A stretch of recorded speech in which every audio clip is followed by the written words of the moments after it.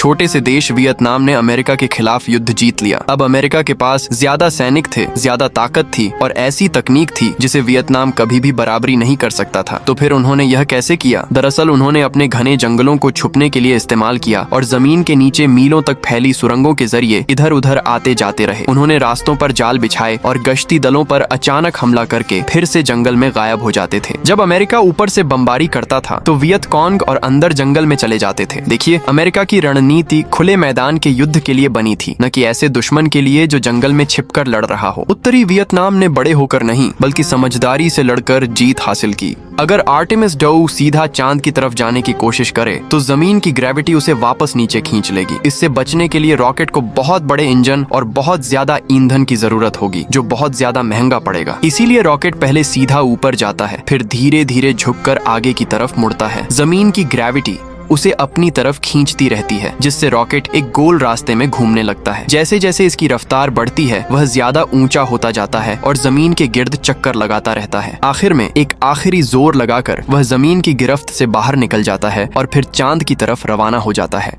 अगर आप एक कास्ट आयरन कड़ाही पर 50 कैलिबर की गोली चलाएं तो गोली आसानी से उसे पार कर जाएगी। लेकिन अगर आप ऐसी 10 कड़ाहियां एक लाइन में रख दें और फिर गोली चलाएं तो क्या होगा? कुछ लोग सोचते हैं कि गोली सभी 10 को पार कर जाएगी, लेकिन हर कड़ाही काफी ऊर्जा सोख लेती है, जिससे गोली की रफ्तार तेजी से कम हो जाती है। जैसे जैसे वह आगे बढ़ती है, हर टक्कर के साथ उसकी ताकत और कम होती जाती है और करीब तीसरी कड़ाही तक पहुंचकर रुक जाती है।